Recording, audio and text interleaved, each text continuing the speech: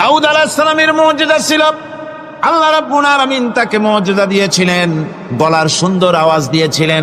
তিনি যখন জাব্বুর শরীফ তেলাওয়াত করতেন, উড়ন্ত পাখিরা ওড়া বন্ধ করে চতুর্দিকে বসে আল্লাহর কালাম শুনত। তিনি লোহা দিয়ে অস্ত্র তৈরি করতেন। অস্ত্র বানাবার সময় আগুন দিয়ে লোহা পোড়ায় অস্ত্র বানাতে হয়।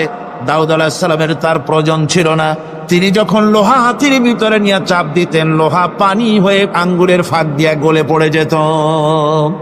এটা ছিল তার মুজিজা। হযরত সুলাইমান, আল্লাহ রাব্বুল আলামিন তাকে মুজিজা দান করলেন। কোরআনে কারীমের ভিতরে রব্বুল আলামিন বলেন, হযরত সুলাইমান আলাইহিস সালাম সকাল বেলায় বিনা মেশিনে বিনা ইঞ্জিনে তক্তার উপরে বসে যেতেন। তক্তা 1 মাসের পথ অতিক্রম করত। আবার সন্ধ্যা বেলায় বসতেন, এই তক্তা আর 1 মাসের পথ অতিক্রম করে যেত। ঈসা আলাইহিস সালামের মুজিজা ছিল, জন্মান্ধের চোখের উপরে হাত বুলিয়ে দিতেন, সঙ্গে সঙ্গে চোখ ভালো হয়ে যেত।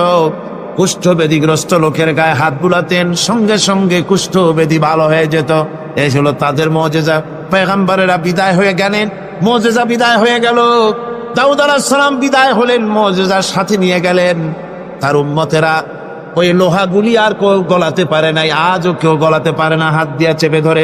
সুলাইমান আলাইহিস সালাম দুনিয়া থেকে বিদায় হয়ে গেছেন, মুজিজা নিয়ে কবরে চলে গেছেন। আজ আর তার অনুসারীরা অথবা দুনিয়ার কোন মানুষ বিনা ইঞ্জিনে তক্তায় বসে আর হাওয়ায় উঠতে পারবে না। মুসা আলাইহিস সালাম বিদায় হলেন, লাঠির মুজিজা চলে গেল। তার উম্মতেরা, তার অনুসারীরা কিয়ামত পর্যন্ত যদি 1000 চেষ্টা চালায়, লাঠিকে আর কোনোদিন সাপে পরিণত করতে পারবে না। ঈসা আলাইহিস সালাম, আল্লাহ রাব্বুল আলামিন তাকে উঠায় নিলেন, মুজিজা তিনি সাথে নিয়ে গেলেন। আজ তার কোটি কোটি শত শত কোটি উম্মতেরা দুনিয়ায় যারা তার উম্মত দাবি করে, খ্রিস্টানেরা, হাজারো যদি চেষ্টা চালায়, তবুও জন্মান্ধের চোখের উপরে হাত বুলিয়ে চোখ আর ভালো করতে পারবে না। কুষ্ঠব্যাধিগ্রস্ত লোকের গায়ে হাত বুলিয়ে কুষ্ঠব্যাধি ভালো করতে পারবে না। তার মানে হলো, নবীরা যে যা যত মুজিজা পেয়েছিলেন, জীবদ্দশায় মুজিজা কাজে লেগেছে, দুনিয়া থেকে বিদায় হয়েছেন, মুজিজার সাথে নিয়ে গেছেন। কিন্তু আপনার আমার নবী, বিশ্ব নবী জনাব মুহাম্মদ রাসূলুল্লাহ সাল্লাল্লাহু আলাইহি ওয়াসাল্লামের কাছে আল্লাহ রাব্বুল আলামিন তাকে যত মুজিজা দিয়েছিলেন, 3000-এর উপরে আল্লাহর নবীর মুজিজা ঘটেছিল 23 বছরের নবুয়তের জীবনে। তার মধ্যে শ্রেষ্ঠ মুজিজা হতেছে কোরআন মাজিদ।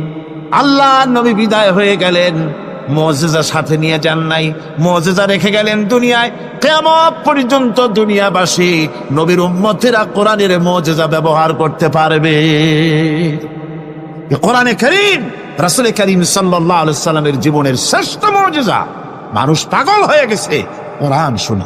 সুতরাং এই কোরআনের বৈশিষ্ট্য সকল দিক থেকে এক অপূর্ব একটি কিতাবে পরিণত করেছে, যা মানুষকে চিরকাল বিস্ময় হতবাক করে দিয়েছে। কোরআনের আরেকটি বৈশিষ্ট্য হচ্ছে, এই কোরআন এক সময় নাজিল হয় নাই। 30 পারা কোরআন শরীফ একসাথে নাজিল হয়েছে না, কোরআন নাজিল হয়েছে আস্তে আস্তে, ধীরে ধীরে। কত বছর লাগলো? 23 বছরেরও কিছু বেশি সময় ধরে কোরআন ধীরে ধীরে রাসূল কারীম সাল্লাল্লাহু আলাইহি ওয়াসাল্লামের কাছে অবতীর্ণ হয়েছে। এমনটি আর কোনো কিতাব হয়নি, যা আর কোনো ধর্মগ্রন্থ যারা অন্যরা দাবি করে, এরকম হয়নি। কোরআনে কারীমের আরেকটি বৈশিষ্ট্য হচ্ছে, যখন কাগজ ছিল না, ছাপাখানা ছিল না, এমনকি টেপ রেকর্ডার ছিল না, তখনকার নাজিলকৃত কিতাব যেভাবে নাজিল হয়েছিল সেইভাবে আজ পর্যন্ত অবিকল টিকে আছে, টিকে থাকবে ইলা ইয়াউমিল কিয়ামah। কিয়ামত পর্যন্ত কোরআনে কারীমের এই অকৃত্রিম অবিকৃত অবস্থায় কোরআনে কারীমের এই শান, এই বরকত টিকে থাকবে। এই জন্য কোরআন শরীফ হচ্ছে এই পৃথিবীর মহাবিশ্বের মহাবিশ্ব। কোরআন হচ্ছে পৃথিবীর মহাবিশ্বের মহাবিশ্ব। এর মর্যাদা সম্পর্কে রাসূল কারীম সাল্লাল্লাহু আলাইহি ওয়াসাল্লাম বলেছেন, ওয়ান উসমান রাদিয়াল্লাহু তাআলা আনহু আন্নাহু ক্বাল قال رسول الله صلى الله عليه وسلم خيركم من تعلم القرآن وعلمه رواه البخاري। আল্লাহর নবী বলেন, তোমাদের মধ্যে সর্বোত্তম ব্যক্তি সেই, তোমাদের ভিতরে ভালো ব্যক্তি, উত্তম ব্যক্তি সেই, যে ব্যক্তি নিজে কোরআন শেখে আর অন্যকে শেখায়। কোরআন যে শেখে আর অন্যকে যে শেখায়, সেই ব্যক্তি হলো তোমাদের মধ্যে সর্বোত্তম ব্যক্তি, ভালো ব্যক্তি। সুবহানাল্লাহ পড়েন। কোরআনে কারীমের এই মর্যাদা সম্পর্কে রাসূল করিম সাল্লাল্লাহু আলাইহি সাল্লাম বলেছেন, দুই ব্যক্তিকে, দুই শ্রেণীর লোককে ঈর্ষা করা যায়। অমুকে বিরাট বাড়ি করেছে, সে বাড়ি থেকে হিংসা হয়, আমি ওরকম বাড়ি করব, অমুকের মতো নেতা হব, অমুকের মতো বড় লোক হতে হবে।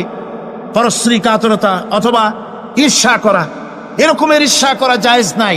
রাসূলুল্লাহ বলেছেন দুই ব্যক্তির সঙ্গে ঈর্ষা করা যায়।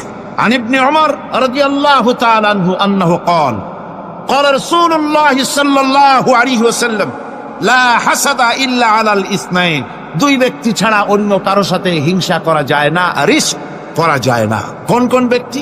রাজুলুন আতাহুল্লাহুল কুরআন ফাহুয়া ইয়াকুমু বিহি আনা আল-লাইলি ওয়া আনা আন-নাহার, ওই ব্যক্তির সঙ্গে ঈর্ষা করা যায়, হিংসা করা যায় যে ব্যক্তিকে আল্লাহ পাক কোরআনের ইলম দান করেছেন, সে ব্যক্তি দিন রাত কোরআন তেলাওয়াত করে, কোরআনের উপরে আমল করে, কোরআনের উপরে থাকে, মানুষকে কোরআনের দাওয়াত দেয়। ওই লোকের সাথে ঈর্ষা করা দরকার যে তার মতো হতে চায়। ওয়ারাজুলুন আতাহুল্লাহু মালান ফাহুয়া ইউনফিকু মিনহু আনা আল-লাইলি ওয়া আনা আন-নাহার, মুত্তাফাকুন আলাইহি, বুখারী মুসলিমের হাদিস। রাসূলুল্লাহ বলছেন অন্য আরেক ব্যক্তি হচ্ছে যে ব্যক্তিকে আল্লাহ পাক মাল দিয়েছেন, সম্পদ দিয়েছেন, ওই ব্যক্তি তার মাল আর সম্পদকে দিন রাত দুহাতে আল্লাহর রাস্তায় খরচ করে, তার মতো হওয়ার জন্য তার সাথে ঈর্ষা করা যেতে পারে। আমার বন্ধুগণ, এই কোরআন হচ্ছে এমন এক কিতাব যে কোরআনকে নিয়ে যারা অগ্রসর হয় আল্লাহ তাদেরকে বাড়ায় দেন, আর কোরআনের সাথে যারা হিংসা করে, বিদ্বেষ করে, আল্লাহ তাদেরকে অধঃপাতিত করে দেন। আন ওমর ইবনে আল-খাত্তাব রাদিয়াল্লাহু তাআলা আনহু আন্নাহু قال قال رسول الله صلى الله عليه وسلم ان الله يرفع بهذا الكتاب اقواما ويضع به آخرين, রাওয়াহু মুসলিম। হযরত ওমর রাদিয়াল্লাহু তাআলা আনহু বলছেন যে আল্লাহ পাক এই কোরআনের সাহায্যে এক শ্রেণীর লোককে প্রতিষ্ঠিত করবেন দুনিয়ার বুকে, এবং আখিরাতেও আর এক শ্রেণীর লোককে করবেন অধঃপাতিত। যারা কোরআনের সাথে বিরোধিতা করবে, তারা যদি হিরো হয় আল্লাহ তাদেরকে জিরো বানাবেন। কি বানাবেন?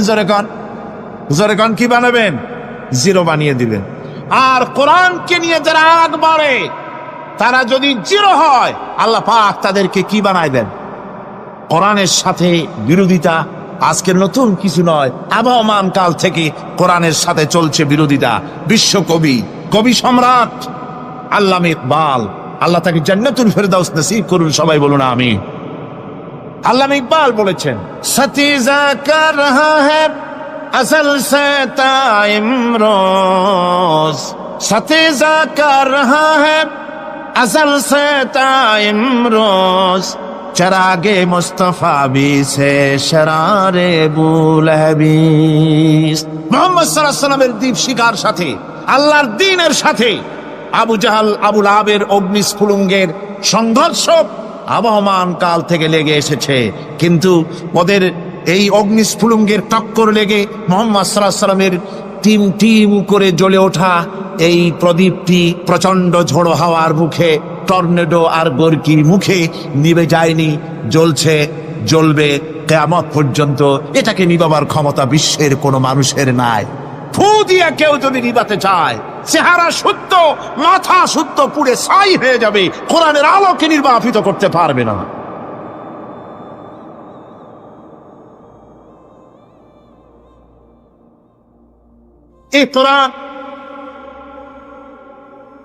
এই কোরআন যার সিনার ভিতরে থাকে, যার সিনার মধ্যে থাকে, সে হয় সমৃদ্ধ, আর যার সিনার মধ্যে থাকে না সে হয় সবচাইতে ফকির আর এতিম। আল্লাহর নবী বলেছেন, ইন্নাল্লাযী লাইসা ফি জাওফিহি শাইউম মিনাল কুরআনি কাল বাইতিল খারিব, যেই দেহের ভিতরে কোরআন নাই, যেই দেহের ভিতরে, যেই সিনার ভিতরে কোরআন নাই, ওই মানুষটা হতেছে একটা সাড়া বাড়ির মতো, একটা উজাড় বাড়ির মতো, বিরান বাড়ির মতো। বিরান বাড়িতে কি থাকে? সাড়া বাড়িতে কি থাকে? কি গো? না না, ভূত কিসের? খামোখাই ভয় পান আপনারা। ভূত বলে কিছু না। হ্যাঁ, শয়তান থাকে, জিন থাকে, তারপরে ওর মধ্যে আর কি থাকে? উতুম পেঁচা থাকে, ইঁদুর থাকে, তেলাপোকা থাকে, উই পোকা থাকে, বাঁদর থাকে, উল্লুক থাকে, সাপ থাকে। রাসূলুল্লাহর কথা দেখেন, কি সুন্দর কথা। সুবহানাল্লাহ, সুবহানাল্লাহ। যে দেহের ভিতরে কোরআন নাই, সারা বাড়িতে যা থাকে, পুরো বাড়িতে যা থাকে, বিরাট বাড়িতে যা থাকে, যে দেহে কোরআন নাই সেই দেহের মধ্যে তাই থাকে। আজ দেখুন বাংলাদেশের শিক্ষাঙ্গনে কলেজ ইউনিভার্সিটিগুলিতে কোরআন পড়ানো হয় না। বলেন ঠিক কিনা? আমাদের বিশ্ববিদ্যালয়গুলিতে কোরআন পড়ানো হয়, তাফসীর পড়ানো হয়, হাদিস পড়ানো হয়। আর হাদিস কোরআন আল্লাহর কালাম পড়ানো হয় না বলে অবস্থা কি হয়েছে? হাদিস থেকে মিলায় নেন, ইন্নাল্লাযী লাইসা ফী জাওফিহি শাইয়্যুম মিনাল কুরআনি কাল বাইতিল খারিব। কোরআন নাই তো সারা বাড়ি, কোরআন নাই তো কি আছে? যে ঘরের মধ্যে মানুষ নাই, উল্লুক থাকে, ভাল্লুক থাকে, শয়তান থাকে, তেলাপোকা থাকে, সারপোকা থাকে, হিংস্র প্রাণী ভরপুর থাকে। যে শিক্ষা প্রতিষ্ঠানে কোরআন পড়ানো হয় না, সেখানেও সন্ত্রাসীরা বাস করতে পারে, ভালো মানুষ টিকতে পারে না।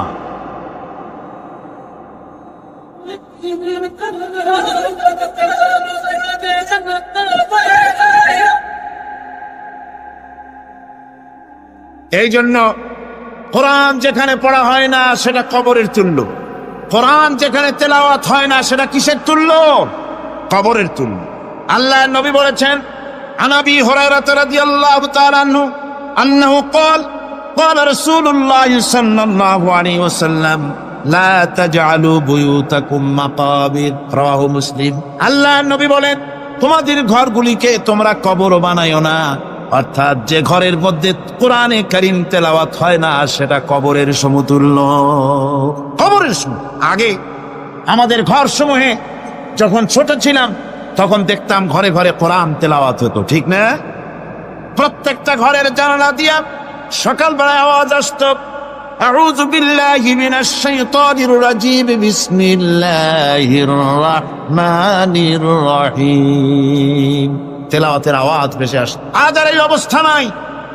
আজ ভদ্রলোকের বাড়ির সামনে দিয়ে হেঁটে যাবেন, সকালবেলা কিসের তেলাওয়াত? জনমের ঘুম ঘুমায়, পাইকারি দরে ঘুমায়, ফজরের নামাজ নাই। শহরের অবস্থা, অধিকাংশ বাড়িতে ফজরের নামাজ হয় না। ডিসেন্টিনার মাধ্যমে, আগে তো শুধু বাংলাদেশের ছবি, ডিসেন্টিনার মাধ্যমে সারা পৃথিবীর শয়তানি আর বদমাশি ঘরে বসে গেলা যায়। উপকারিতা এবং অপকারিতা দুটোই আছে। নিউজ দেখা যায়, সাথে সাথে আবার নিউজের সাথে আরো বাজে কিছু দেখা যায়। এগুলো দেখতে দেখতে রাত শেষ হয়ে আসে, ঘুমায় জনমের মতো, এক ঘুমে বেলা 9টা আর 10টা। কিসের ফজরের নামাজ আর কি এর কোরআন শরীফ তেলাওয়াত কর। এরপরে উঠলো 9-10টার সময়, উঠে তারপরে গানের মাস্টার এসে গেছে। তখন ইতিমধ্যেই গানের মাস্টার এসে গেছেন। কি দুর্ভাগ্যজনক সত্য কথা, ইংরেজি যে টিচার পড়ান, অঙ্ক যে টিচার করান, সপ্তাহে 3 ঘন্টা পড়াবেন, বেতন 2500 টাকা। আর প্রতিদিন সকালবেলা এসে যদি কোনো মুসলমান কোনো একজন মৌলভী সাহেব, হাফেজ সাহেবকে রাখেন কোরআন তেলাওয়াত করাবার জন্য, কোরআন পড়াবার জন্য সন্তানকে, প্রতিদিন আসতে হবে, প্রতিদিন 2 ঘন্টা পড়াতে হবে, আর মাসের শেষে বেতন 500 টাকা। কোরআনে কারীমের সাথে এই এই আচরণ। ও, আমি বেশি বলে ফেলেছি। যাদের অভিজ্ঞতা আছে তারা বলছেন 200 টাকা। এরপরে অঙ্ক ইংরেজি তো কাজে লাগে, ভালো কথা। তারপরে গানের মাস্টার আসছেন, তিনি শিখাবেন কি? রবীন্দ্রসঙ্গীতের প্যানপ্যানানি, যা শুনলে পরে কানে ময়লা জমে যেতে পারে, যে গান শুনলে জীবিত মানুষ মৃত্যু হয়ে যায়। নজরুলের কথা শেখানো হবে না, তাহলে সেটা হবে সাম্প্রদায়িকতা। গানের মাস্টারকে, নাচের মাস্টারকে 5,000 টাকা, 10,000 টাকা পর্যন্ত বেতন দেওয়া হয়। এ জাতির জন্য আল্লাহর রহমত কেমনে আসবে? কি কারণে আসবে? কোরআনের সাথে এই বেয়াদবি আমরা করেছি। ঘরগুলিকে, আজকে আমাদের ঘরগুলিকে আমরা কবরস্থানে পরিণত করে দিয়েছি। কোরআন তেলাওয়াত হচ্ছে।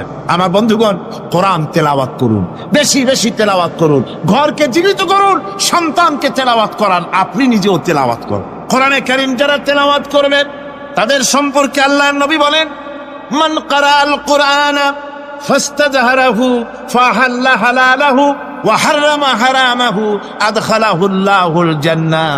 আল্লাহর নবী বলেন, যে ব্যক্তি কোরআন শরীফ তেলাওয়াত করবে এবং কোরআনের হালাল অনুযায়ী হালালকে মেনে চলবে, হারাম অনুযায়ী হারাম থেকে ফিরে থাকবে, এরকম কোরআনের উপরে যে তেলাওয়াত করবে আর আমল করবে, আল্লাহ রাব্বুল আলামিন কিয়ামতের দিন তাকে জান্নাতের ভিতরে প্রবেশ করাবেন। শুধু বেহেশতে যাবে না, ওয়াসাফাহু ফি আশরাতিন মিন আহলি বাইতিহি কুল্লুহুম কাদ ওয়াজাবাত লাহুন নার। নবীজি বলেন এই কোরআনে কারীমের বরকতে কিয়ামতের দিন ওই ব্যক্তি তার রক্ত সম্পর্কিত 10 জন আত্মীয়ের ব্যাপারে সুপারিশ করার জন্য তৌফিক পাবে আল্লাহর দরবারে। এমন 10 ব্যক্তি, সেই 10 ব্যক্তির জন্য হিসাবের পরে জাহান্নাম ওয়াজিব হয়ে গিয়েছিল। এমন 10 ব্যক্তি সম্পর্কে কোরআনের তেলাওয়াতকারী আর আমলকারী আল্লাহর দরবারে সুপারিশ করার জন্য পারমিশন পাবেন। এমন নিয়ামত, সেই নিয়ামত থেকে আমরা বঞ্চিত হয়ে যাচ্ছি। আমি বলি না যে আপনারা কলেজ ইউনিভার্সিটিতে ছেলেদের পড়তে দিবেন না, আমি তা বলি না। তারা কলেজ ইউনিভার্সিটিতে বিলক্ষণ পড়াশোনা করুক, কিন্তু তাদেরকে কোরআন শরীফ শিখান। লক্ষ লক্ষ টাকা খরচ করলেন ছেলের পেছনে, কিন্তু কোরআন শিখালেন না। আপনি মরে গেলে আপনার জানাজাটা পড়বে, এ তৌফিকও সে পেল। জানাজার ইমামতি তো দূরের কথা, জানাজার নিয়ত জানে না, পাক পবিত্রতা জানে না। বাপ মরে গেছে, সে তখন ছিল মার্কেটে, শুনলো বাপ মরছে, তাড়াতাড়ি জানাজায় শরীক হতে হবে। প্যান্টও পাক নাই, যেহেতু পেশাবের যখন বেগ এসেছিল দেওয়ালের পাশে দাঁড়াইয়া কাম সারছে, দোয়া মোছার কাম নাই, মাথায় টুপি নাই, নাক মোছা রুমাল ছিল পকেটে, রুমালটা মাথায় দিয়া দাঁড়ায় গেল। আল্লাহু আকবার, বাপের কপালে যা আছে তাই হোক। তারপরে বাপ মরে গেছে, কান্না শুরু করেছে। যেদিন মরছে সেদিন কাঁদতেছে, পরের দিনও একটু মুখ মলিন কাঁদতে। নাম বল্টু মিয়া। তার আবার এক বন্ধু আছে, তার নাম শান্টু মিয়া। শান্টু মিয়া বলছে, মিয়া বল্টু কান্দো কেন? বাপ মরে গেছে। তা এগুলো বাঁচে নাকি? এগুলো মরিই যায়। আমার একটা ছিল, ওটাও মরছে। চিরকাল কারো বাপ থাকে, সুতরাং এত মন খারাপ কেন? আসো, ইন্ডিয়া থেকে ভালো একটা বই আসছে, সেটা দেখে এত আনন্দ পাবে। বাপ তো বাপ, 14 গোষ্ঠী মরলেও মনের দুঃখ মুছে যাবে। এরপরে বাড়ি এনে তাকে সিনেমার ছবি দেখানো হলো। ছবি সে দেখলো, ফেরার সময় বাপের কবরের কাছ থেকে যাওয়ার সময় দাঁড়িয়ে গেল ক্ষণিকের জন্য। আহারে বাপ, বিদায় হয়ে গেলা, কি দেব তোমার? কিছু তো নাই আমার কাছে, তাই সারা রাত ধরে যা কিছু দেখলাম এগুলি তোমার আমলনামায় দিয়ে গেলাম। জোরে কর নাউযুবিল্লাহ। আমি সমস্ত পিতাদেরকে বলতে চাই, সন্তানদেরকে কোরআন শিখান, কাজে লাগবে। কোরআন শিখালে কাজে লাগ। কোরআন শরীফ মুখস্থ কর, বেশি করে মুখস্থ করেন কোরআনে কারীম, আপনার ফায়দা হবে। হযরত ওমর রাদিয়াল্লাহু তাআলা আনহু বর্ণনা করছেন যে রাসূল কারীম সাল্লাল্লাহু আলাইহি ওয়াসাল্লাম বলেছেন, ইউকালু লিসাহিবিল কুরআনি ইকরা ওয়ারাত্তিল কামা কুনতা তুরাত্তিলু ফিদ দুনিয়া। কিয়ামতের দিন জান্নাতীদেরকে, বেহেশতীদেরকে আল্লাহ রাব্বুল আলামিন বলবেন, কোরআন শরীফ তেলাওয়াত করো আর উপরের দিকে উঠতে থাকো। কোরআনে যেভাবে দুনিয়ার বুকে কোরআনে কারীম তুমি মুখস্থ করেছিলে, ধীরে ধীরে তেলাওয়াত করতে, ওইভাবে ধীরে ধীরে কোরআন তেলাওয়াত করো আর উপরের দিকে উঠতে থাকো। আল্লাহ পাক বলতে থাকবেন, উপরের দিকে ওঠো, তেলাওয়াত করো আর ওঠো। উঠতে উঠতে যেই জায়গায় গিয়ে তোমার তেলাওয়াত শেষ হয়ে যাবে, জান্নাতের ওই জায়গাটা তোমার জন্য বরাদ্দ হবে। আবু দাউদ শরীফের হাদিস, জান্নাতের ওই জায়গাটা তোমার জন্য বরাদ্দ হবে। এখন যাদের শুধু সূরা ইখলাস আর সূরা কাউসার মুখস্থ, তারা তো 2 পা আগাই বসে যাবে, উঠতে পারবেন না। বেশি বেশি মুখস্থ করেন, হাফেজ কোরআন হন অথবা হাফেজের মতো হন। বেশি বেশি মুখস্থ করেন সূরা ইয়াসিন, সূরা দুখান, সূরা আর রহমান, সূরা ওয়াকিয়া, সূরা মুজাম্মিল, যে সমস্ত সূরা, বেশি সূরা আল আরাফ, সূরা কাহাফ, সূরা মারিয়াম ইত্যাদি মুখস্থ করেন। কিয়ামতের দিন কাজে লাগবে, জান্নাতের অত উঁচায় উঠতে পারবেন। হাফেজ যে কোন জায়গায় যাবে, সুবহানাল্লাহ ওয়া বিহামদি। 30 পারা কোরআন যার সিনার ভিতরে, জান্নাতের কোন জায়গাটা আল্লাহ তাকে বরাদ্দ করবেন। সুবহানাল্লাহ, সুবহানাল্লাহ। কোরআনে কারীমকে মুখস্থ করুন, বেশি করে মুখস্থ করুন। কোরআনে কারীমকে বেশি করে তেলাওয়াত করুন। এই কোরআনে কারীমকে যারা বেশি করে তেলাওয়াত করবে, তেলাওয়াত করতে গিয়ে যারা আল্লাহর কাছে কিছু চাওয়ার সময় পাবে না, তাদের সম্পর্কে রাসূল কারীম সাল্লাল্লাহু আলাইহি ওয়াসাল্লাম বলেছেন, হাদিসে কুদসি, রাসূল কারীম সাল্লাল্লাহু আলাইহি ওয়াসাল্লাম বলেছেন, ইয়াকুলুর রাব তাবারাক ওয়া তাআলা মান শাগালাহুল কুরআন আন যিকরি মাসআলাতি আতাইতুহু আফজালা মা উতিয়া সাইলি। আল্লাহর নবী বলেন, আমার আল্লাহ পাক বলেছেন, কোরআন তেলাওয়াত করতে গিয়ে যারা ব্যস্ত থাকে, কোরআন তেলাওয়াত করতে করতে যারা আমার কাছে হাত পেতে কিছু চাওয়ার সময় পায় না, যারা আমার কাছে হাত পেতে কিছু চায়, তাদের থেকে তেলাওয়াতকারীদেরকে আমি রব্বুল আলামিন বেশি করে দেই। সুবহানাল্লাহ। কোরআন তেলাওয়াত করতে করতে যারা আল্লাহর কাছে হাত পেতে চাওয়ার সময় পায় না, আল্লাহ পাক বলেন যারা চায় তাদের থেকে তেলাওয়াতকারীকে আমি বেশি দেই। আমার বন্ধুগণ, শুধু তাই নয়, এ কোরআনে কারীম যারা তেলাওয়াত করবে, আমল করবে, কিয়ামতের দিন তার মা বাপের মাথার উপরে আল্লাহ রাব্বুল আলামিন, আবু দাউদ শরীফের হাদিসে এসেছে, তার মা বাপের মাথার উপরে নূরের টুপি পরিধান করানো হবে। এমন নূরের টুপি, এমন নূরের তাজ পরানো হবে, চন্দ্র সূর্যের আলোকে ম্লান করে দেবে। হাসরবাসীরা প্রশ্ন করবেন, এ লোকটি কে? কোনো ফেরেশতা নাকি? বলে না। কোনো নবী নাকি? বলে না। তবে কি ইনি কে?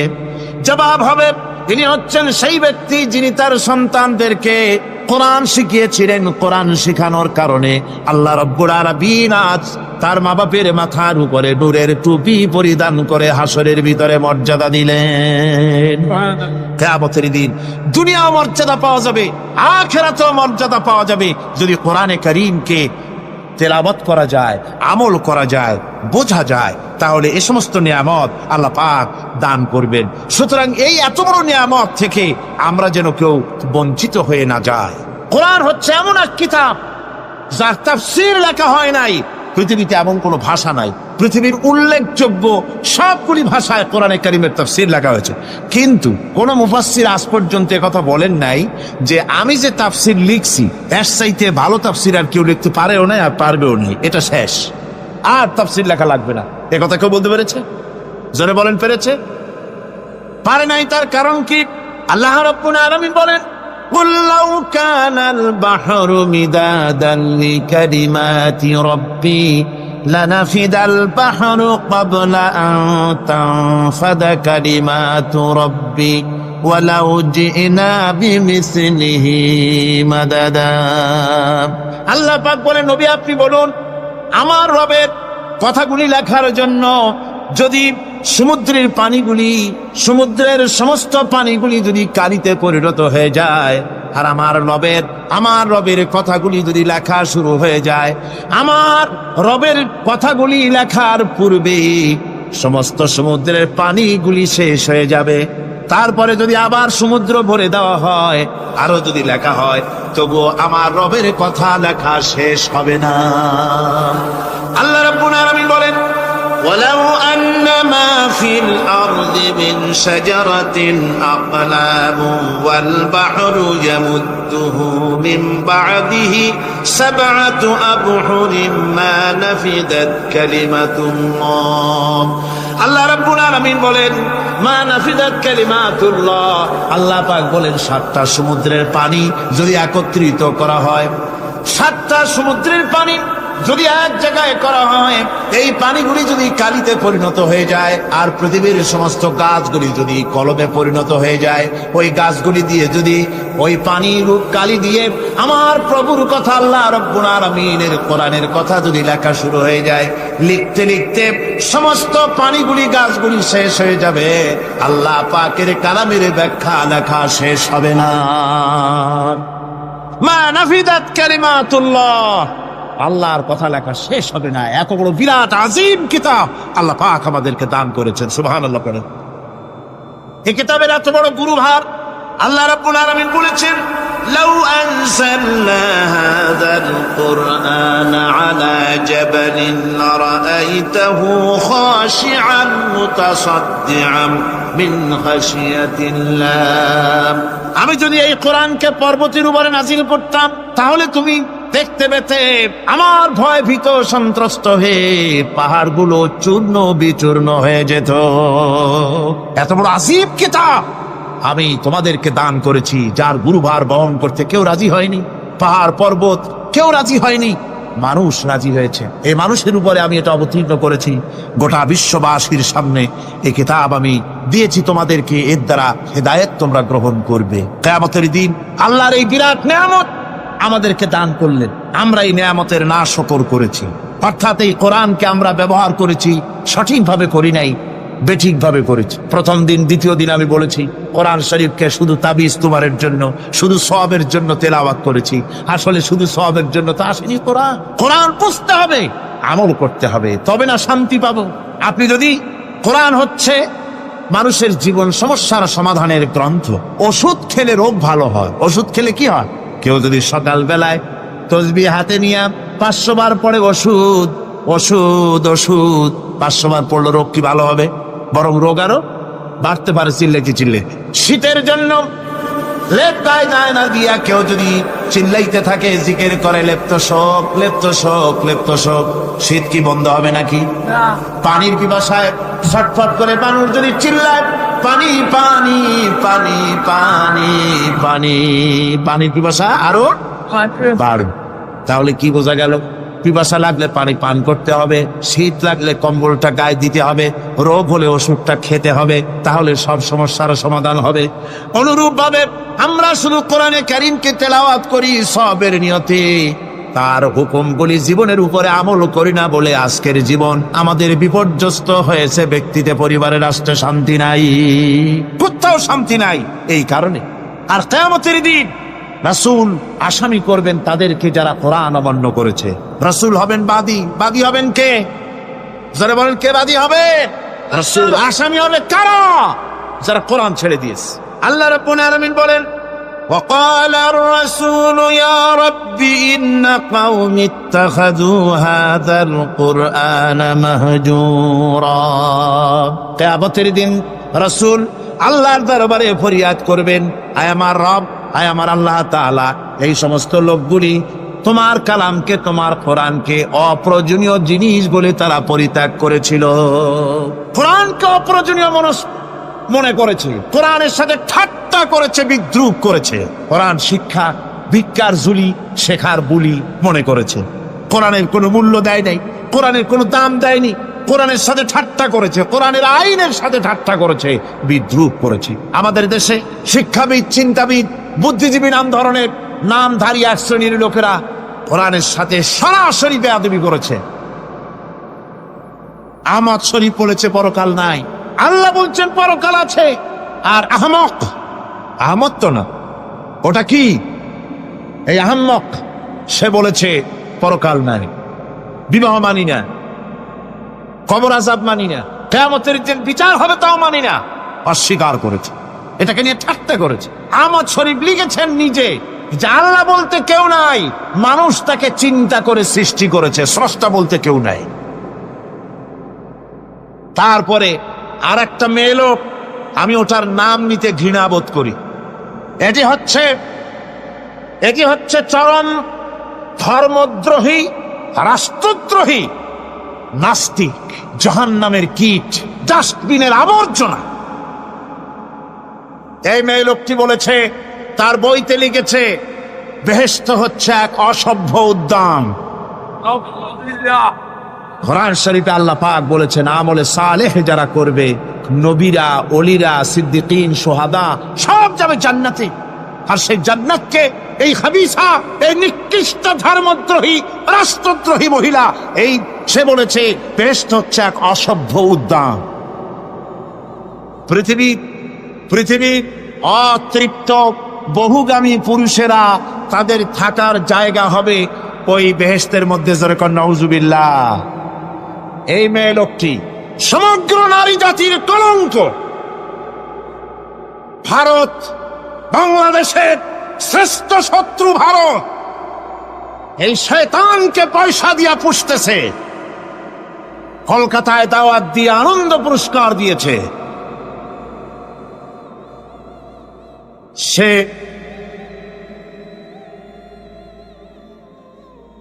তার বইয়ের মধ্যে, কত বড় নির্লজ্জই মেয়ে, বইয়ের মধ্যে লিখছে, বাসে বসে আমি যখন দেখি ছেলেরা পেশাব করার জন্য বাস থামলি বাসের থেকে নেমে দেওয়ালের পাশে গিয়ে প্যান্টের বোতাম খুলে পেশাব করে, আর মেয়েরা চুপ করে বসে থেকে পেশাবের যন্ত্রণা নিয়ে কষ্ট পায়, আমি আনন্দ পাবো সেই দিন যেদিন মেয়েরাও বাস থেকে নেমে দেওয়ালের পাশে দাঁড়িয়ে পেশাব করতে পারবে।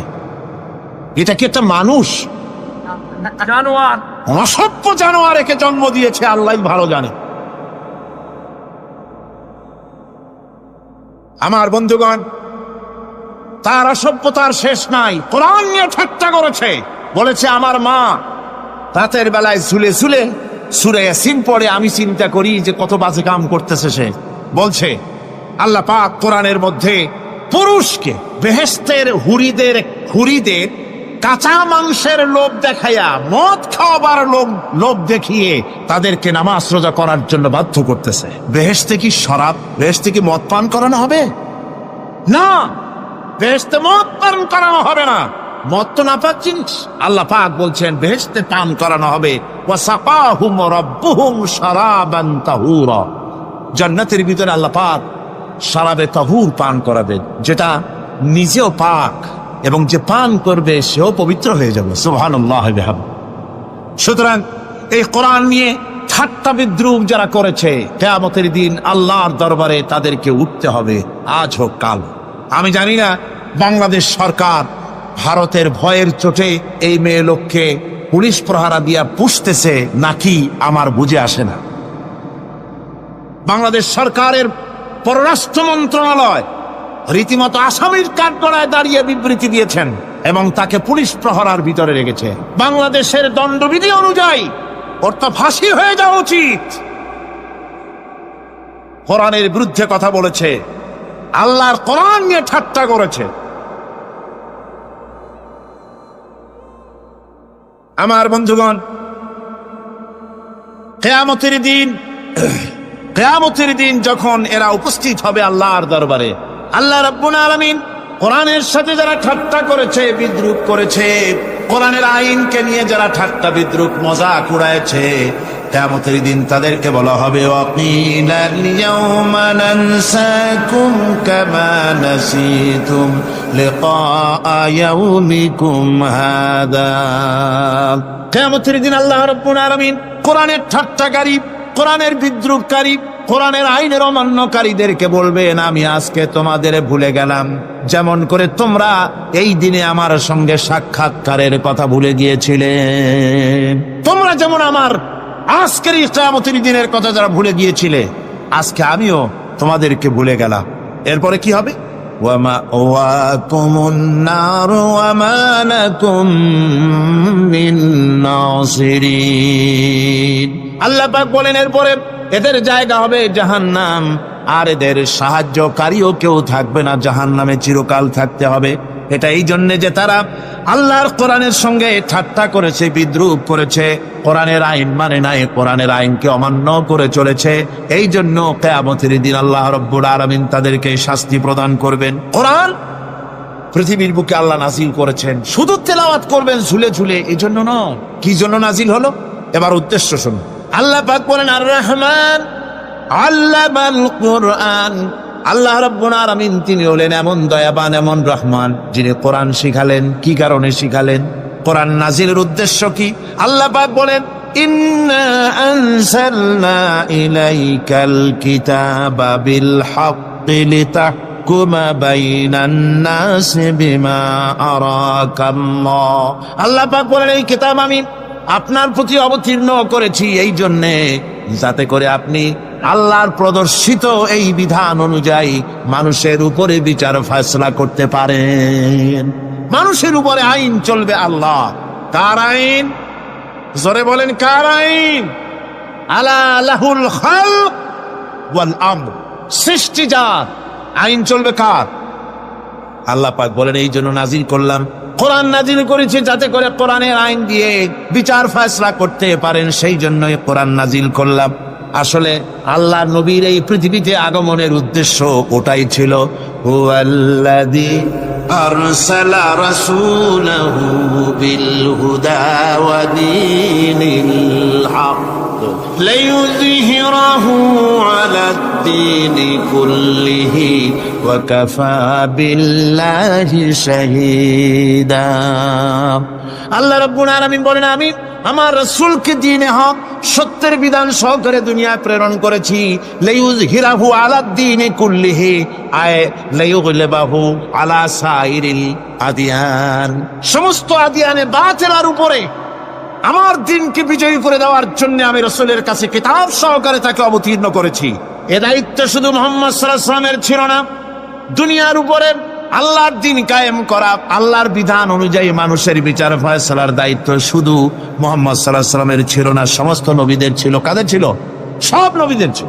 فبعث الله النبيين مبشرين منذرين وأنزل معهم الكتاب بالحق ليحكم بين الناس আল্লাহ পাক বলেন, সমস্ত নবীদের কাছে আমি কিতাব অবতীর্ণ করেছি এই জন্য যে তারা সহজ এবং সোজা পথে যারা চলতে চায় তাদেরকে তিনি সুসংবাদ দিবেন, আর বাঁকা পথে যারা চলবে তাদেরকে তিনি জাহান্নামের ভীতি প্রদর্শন করবেন।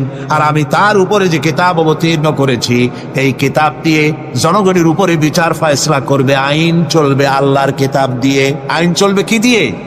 আল্লাহর কিতাব দিয়ে। আল্লাহর কিতাব অনুযায়ী জনগণকে পরিচালিত করবেন। এই জন্য আমি এই কোরআনকে নাজিল করেছি, অতীত এই কিতাবগুলি নাজিল করেছি। قل يا أيها الناس قد جاءكم الحق من ربكم আল্লাহ পাক বলে, নবী আপনি বলে দেন, আপনি বলুন, হে মানব সকল, আল্লাহর পক্ষ থেকে তোমাদের জন্য মহাসত্য এসেছে। এই মহাসত্য যদি অনুসরণ করো তোমাদের জন্য কল্যাণকর হবে। ওমান দাল্লা ফাইন্নামা ইয়াদুল্লু আলাইহা, আর যদি কোরআনকে অমান্য করো, আল্লাহর কিতাবকে অমান্য করো, তাহলে তোমাদের জন্য অকল্যাণ হবে। আজ আপনারা বলেন, আল্লাহর কিতাবের আইন কি আমাদের দেশে চলে? কোরআনের আইন কি চলে? চলে না। কোরআনের আইন চলে না। আমরা কি খুব শান্তিতে আছি? খুব আরামে আছি? শ্রমিকরা তাদের শ্রমের মূল্য পায়, কৃষক তার উৎপাদিত পণ্যের সঠিক দাম পায়, নারী তার সতীত্বের মর্যাদা পায়, জনগণ কি আরামে ঘুমাতে পারে? না, জনগণ রীতিমতো দুবেলা পেট পুরে সমস্ত জনগণ খেতে পারে। এর একমাত্র কারণ হচ্ছে কোরআনের আইনকে অমান্য করা হয়েছে। ভালো করে কান পেতে শুনুন, আল্লাহ রাব্বুল আলামিন কোরআনে কারীমের মধ্যে পরিষ্কার করে বলেছেন, ওয়ামান লাম ইয়াহকুম বিমা আনজালাল্লাহু ফাউলাইকা হুমুল কাফিরুন। যারা নাকি আমার দেওয়া বিধান অনুযায়ী, কোরআন অনুযায়ী যারা বিচার ফয়সালা করে না, ফাউলাইকা হুমুল কাফিরুন, ফাউলাইকা হুমুল যালিমুন, ফাউলাইকা হুমুল ফাসিকুন। যারা আমার দেওয়া বিধান অনুযায়ী বিচার ফয়সালা করে না তারা কাফির, তারা জালিম, তারা ফাসিক। সুতরাং এর ভিতরে এই জুলমের মধ্যে জালিমদের অন্তর্গত, ফাসিকদের অন্তর্গত হয়ে বাংলাদেশের বহু মুসলমান, পৃথিবীর বহু এলাকার মুসলমান এর মধ্যে লিপ্ত হয়ে আছে। কোরআনের আইন চালু না করলে পরে, কোরআনের আইন না মানলে পরে জালিম হতে হবে, কাফির হতে হবে, ফাসিক হতে হবে। অর্থাৎ যতখানি না মানবেন ততখানি এই বিশেষণে বিভূষিত হতে হবে। এক শ্রেণীর লোক আছে যারা বলে বেড়ান ধর্ম আর রাজনীতি আলাদা। বলেন কিনা? জোরে বলেন, বলে কিনা? ধর্ম আর রাজনীতি আলাদা। তারা বলেন আমরা ধর্ম নিরপেক্ষ থাকতে চাই। তারা কি থাকতে চায়? ধর্ম নিরপেক্ষ থাকতে চায়। কোরআনে কারিমে এই ধর্ম নিরপেক্ষবাদীদের ব্যাপারে কোরআন কি বলছে শুনুন।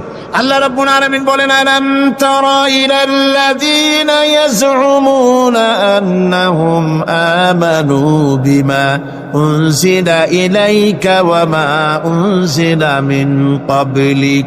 আল্লাহ পাক বলেন, হে নবী, তুমি কি সেই সব লোকদেরকে দেখেছ যারা দাবি তো করে যে আমরা আল্লাহর উপর ঈমান এনেছি আর এই কিতাবের উপর ঈমান এনেছি, এর পূর্বে যত কিতাব নাজিল হয়েছে সেসব কিতাবের উপরেও ঈমান এনেছি। ধর্মনিরপেক্ষবাদীরা তারা তো বলে না যে আল্লাহ মানি না, কোরআন মানি না, এ কথা বলে না, ওটা বলে না। কি বলে? সেই বলা কথাটি আল্লাহ এখানে অনেক আগে বলে রেখেছেন। ওরা বলে যে আমরা অবশ্যই আল্লাহকে মানি, আল্লাহর কিতাব মানি, এর পূর্বে যত কিতাব নাজিল হয়েছে সেগুলোও মানি, তবে ইউরিদুনা আইয়াতাহাকামু ইলাত তাগুত, তারা চায় তাদের জীবনের সমস্ত সমাধান সমস্যার জন্য তাগুতের কাছে যেতে চায়। তাগুতকে, আল্লাহকে বাদ দিয়ে তারা যেতে চায় কোথায়? তাগুতের কাছে। জোরে বলেন, কিসের কাছে যেতে চায়? তাগুতের কাছে। তাগুত বলে কারে? তাগুত বলা হয় যে নিজে আল্লাহর আইন মানে না এবং অপরকেও আল্লাহর আইন অমান্য করতে বাধ্য করে, তাকে বলা হয় তাগুত। ওরা বলে ধর্ম আর রাজনীতি আলাদা, কোরআন মানি কিন্তু কোরআনের আইন মানি না। ওরা কোরআন মানে ঠিকই, বলে যে কোরআন মানি, কিন্তু কোরআনের আইন মানে। তাহলে এ মানি বলার অর্থটা কি? এর মূল্যটা কোথায়? কোরআন যদি মানো তো কোরআন বলেছে সুদ খেও না, আমাদের দেশে সুদ চলছে না। কোরআন বলেছে বিবিকে পর্দায় রাখো, পর্দায় কি রাখা হচ্ছে? কোরআন বলেছে ওজনে কম দিও না, তা কি মানা হচ্ছে? কোরআন বলেছে আমার আইন দিয়ে দেশ শাসন করো, তা কি করা হচ্ছে? সুতরাং ধর্মনিরপেক্ষ মতবাদ যেটা, এই মতবাদটা কোরআনের দৃষ্টিতে কুফরি মতবাদ। ধর্মনিরপেক্ষ মতবাদ কি? জোরে বলেন, ধর্মনিরপেক্ষ মতবাদ কি? কোন মুসলমান, যে ব্যক্তি নিজেকে মুসলমান বলে দাবি করে, ধর্মনিরপেক্ষ মতবাদ সে বিশ্বাস করতে পারে না, জায়েজ নাই, হারাম। আফাতুমিনুনা বিবাদিল কিতাব ওয়া তাকফুরুনা বিবাদ, তোমরা কোরআনের কিছু অংশকে মেনে নিবে আর কিছু অংশকে করবে অস্বীকার। এটা যদি করো দুনিয়ার জীবনে পাবে দুনিয়ার জীবনে জিল্লতি আসবে, লাঞ্ছনা আসবে, আর কিয়ামতে পাবে জাহান্নামের শাস্তি। সুতরাং ধর্মনিরপেক্ষ মতবাদের অর্থ তারা বলে যে ধর্মহীনতা নয়, আসলে কিন্তু ধর্মনিরপেক্ষ মতবাদের অর্থই হলো ধর্মহীনতা। ঠিক কিনা কন? জোরে বলেন ঠিক কিনা? এই ধর্মনিরপেক্ষ মতবাদ আমাদের দেশের জন্ম হয় নাই, এর জন্ম হয়েছে ইউরোপ সভ্যতায়। প্রাচীন ইউরোপ সভ্যতায় এর জন্ম হয়েছিল, সেখান থেকে তার আন্ডা বাচ্চা ভারতে এসেছিল। ভারত থেকে এই আন্ডা বাচ্চার কিছু অংশ 1972 সালে তদানীন্তন সরকারের মাথার উপরে ভারত চাপিয়ে দিয়েছিল। সেই ধর্মনিরপেক্ষ মতবাদ 1972 সনের সংবিধানে লেখা হলো, কিন্তু 1982 সনে যখন সংবিধান আবার অ্যামেন্ডমেন্ট করা হলো, তখন ধর্মনিরপেক্ষতার কপালে ঝাঁটা মেরে বিদায় করা হয়েছে। বাংলাদেশে ধর্মনিরপেক্ষ মতবাদ চলতে পারে না। ধর্মনিরপেক্ষ মতবাদের কথা আমাদের দেশে তারাই বলে যারা 72 সনে ক্ষমতায় ছিলেন। তারা ধর্মের সাথে কি ব্যবহার করেছেন আমরা ভুলে যাই নাই, আপনারা ভুলে গেছেন। 1972 সনে দেশের সমস্ত বিশ্ববিদ্যালয়ের মনোগ্রাম থেকে ইকরা বিসমি রাব্বিকাল্লাযী খালাক রাব্বি জিদনি ইলমা, কোরআনে কারীমের আয়াতকে বিদায় করে দেওয়া হয়েছিল। শাসনতন্ত্রের শিরোনামে বিসমিল্লাহকে গ্রহণ করা হয় নাই। শুধু তাই নয়, কোরআনে কারীম যেখানে তেলাওয়াত করা হয়, তখনকার সময় রেডিওতে, টেলিভিশনে, ওই 72 থেকে 3 বছর, এবং এখনো সেই দলটি মিটিং করতে গিয়ে, কোনো জায়গায় কিছু করতে গিয়ে, আগে কোরআন শরীফ, তারপরে গীতা, তারপরে বাইবেল, এগুলি হচ্ছে মুনাফিকের লক্ষণ। কিসের লক্ষণ? যেখানে যেই টেবিলে, যেই মঞ্চে কোরআন তেলাওয়াত হয়, বাইবেল গীতা পড়া হারাম, পড়া হতে পারে না। কোরআনের চাইতে শ্রেষ্ঠ কিতাব আল্লাহর দুনিয়া আছে? সমস্ত কিতাবকে রাত করেছে কোরআন। হযরত ওমর রাদিয়াল্লাহু তাআলা রাসূল করিম সাল্লাল্লাহু আলাইহি ওয়াসাল্লামের কাছে গিয়ে তাওরাতের একটা পাতা পড়তেছি। হযরত আবু বকর রাদিয়াল্লাহু তাআলা সেখানে চলে এলেন, এসে দেখেন রাসূল করিম সাল্লাল্লাহু আলাইহি ওয়াসাল্লামের চেহারা মোবারক লাল হয়ে গিয়েছে গোসায়। হযরত আবু বকর বললেন, ওমর, তুই যদি এর থেকে মরে যেতিস, তুই যদি এর থেকে মরে যেতিস, তুই যদি এর থেকে মরে যেতি। 3 বার বললেন। হযরত ওমর শিউরে উঠলেন, হতচকিত হয়ে উঠলেন। আবু বকর আমাকে মরার কথা বলছেন কেন? তিনি তাকিয়ে দেখেন রাসূল করিম সাল্লাল্লাহু আলাইহি ওয়াসাল্লামের চেহারা মোবারক গোসায় লাল হয়ে। হযরত ওমর বলছেন, ইয়া রাসূলুল্লাহ, আমার এবং আমার পিতা মাতার জীবন আপনার কদম মোবারকে উৎসর্গ হয়ে যা। আমি অপরাধ করেছি, কি অন্যায় করেছি হুজুর আমাকে? হুজুর বলছেন, ওমর, তুমি যে তাওরাতের পাতা আমার সামনে পড়তেছ, এই তাওরাত যার উপরে নাজিল হয়েছিল, সেই মুসা আলাইহিস সালাম যদি আজকে বেঁচে থাকতেন, তাহলে আমার উম্মতের ভিতরে শামিল হয়ে যাওয়া তার জন্য ফরজ হয়ে যেত। অতীতের সমস্ত কিতাবকে রদ করা হয়েছে, সমস্ত শরিয়াতকে বন্ধ করা হয়েছে। সুতরাং কোন মুসলমানের প্ল্যাটফর্মে যেখানে কোরআন তেলাওয়াত হয়, বেদ, বাইবেল, গীতা পড়া হারাম সেখানে। এই মুনাফিকরা তাও করে থাকে। আমার মুসলমান ভাইয়েরা, নজরুল ইসলাম কলেজের ইসলাম শব্দ বাদ দিয়ে নজরুল কলেজ করা হয়েছিল। সলিমুল্লাহ মুসলিম হলের মুসলিম শব্দ বাদ দিয়ে শুধু সলিমুল্লাহ হল করা হয়েছিল। তার মানে ধর্ম এদের কলিজায় আগুন জ্বালিয়ে দেয়। ইসলামের নাম বরদাস্ত হয় না, কোরআনের নাম বরদাস্ত হয়। আর বরদাস্ত হয়নি বলেই আল্লাহ পাক তার ইন্তেকাম নিয়েছে। আমার বক্তব্য হচ্ছে, কোরআনে কারীম পৃথিবীতে এসেছে শাসন করতে দুনিয়াকে। তার মধ্যে রয়েছে রাজনীতি, অর্থনীতি, সব। এই বিচার ফয়সালা কোরআন থেকে যারা গ্রহণ করে না, রাসূলকে যারা বিচারক মানে না তাদের সম্পর্কে আল্লাহ পাক কি বলছেন শুনুন, ফালা ওয়া রাব্বিকা লা ইউমিনুনা হাত্তা ইউহাক্কিমুকা ফীমা শাজারা বাইনাহুম থুম্মা লা ইয়াজিদু ফি আনফুসিহিম হারাজাম মিম্মা কাদাইতা ওয়া ইউসাল্লিমু তাসলিমা।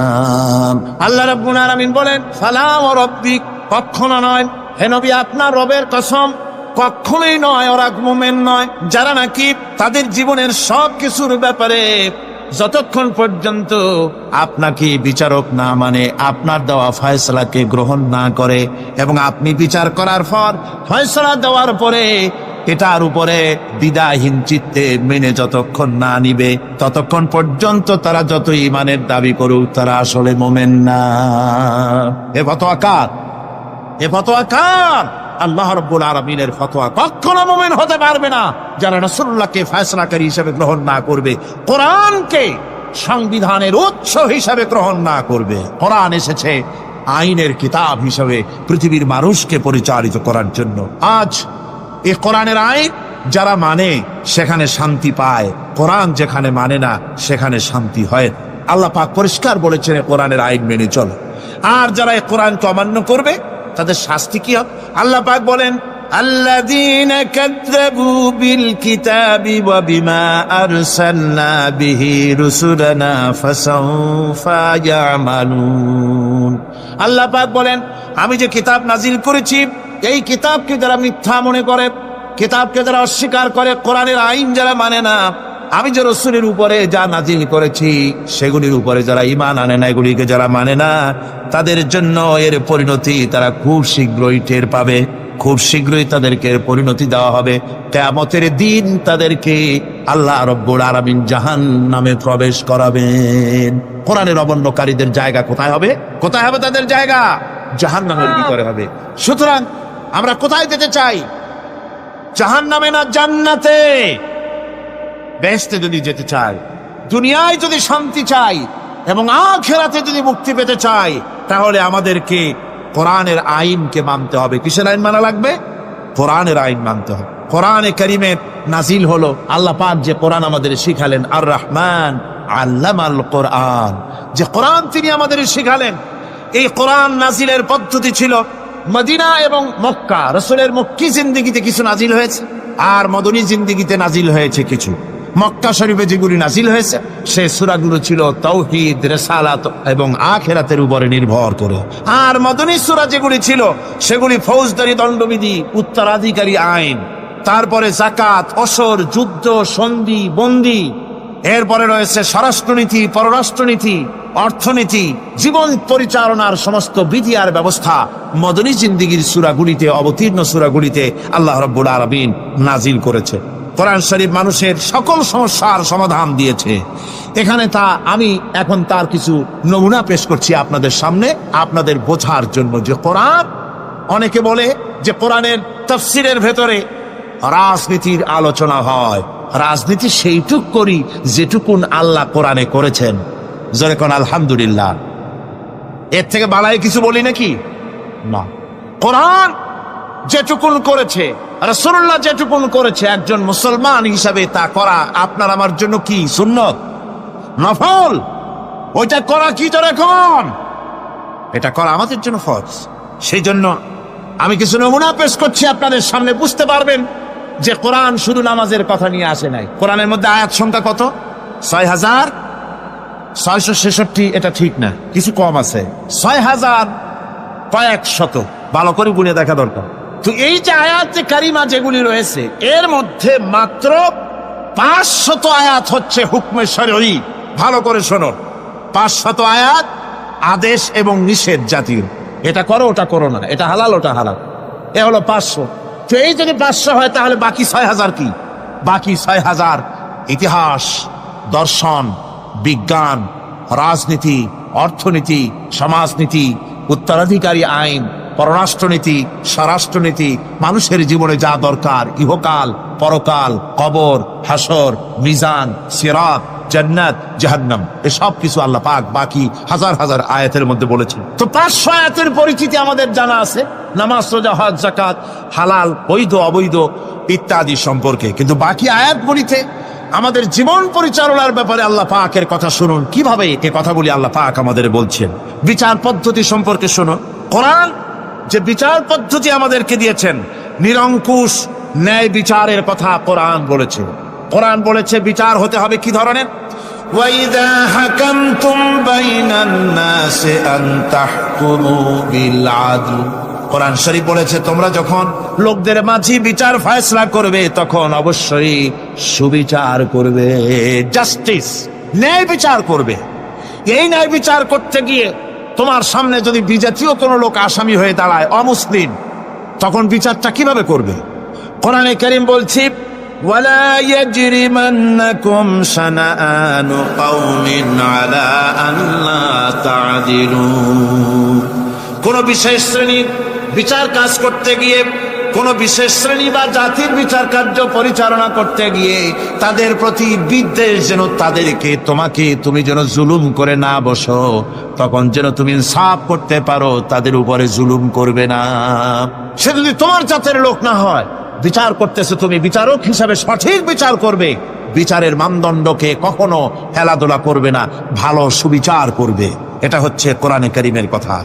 আর আত্মীয় স্বজনের বিচার সম্পর্কে বলা হচ্ছে যে তোমরা বিচার নিয়ে, সুবিচার নিয়ে তোমরা দাঁড়াও, দণ্ডায়মান হও সুবিচার নিয়ে। মুসলমানেরা তোমরা যখন বিচার করবে তখন এই বিচার করতে গিয়ে ওয়ালাউ আলা আনফুসিকুম আবিল ওয়ালিদাইনে ওয়াল আকরাবিন, সে যদি তোমার নিজের বিরুদ্ধেও যায় বিচার, তা যদি তোমার সন্তান সন্ততি, ভাই ব্রাদার, মা বাপ ইত্যাদির বিরুদ্ধেও যদি চলে যায়, ইয়াকুন গানিয়ান আও ফাকিরান, যদি সে গরিব হয়, যদি সে ধনীও হয়, বিচারের বেলায় কোনো রকম তারতম্য করবে না, আপন হোক পর হোক, বিচার করতে হবে সঠিক। এটা কার কথা?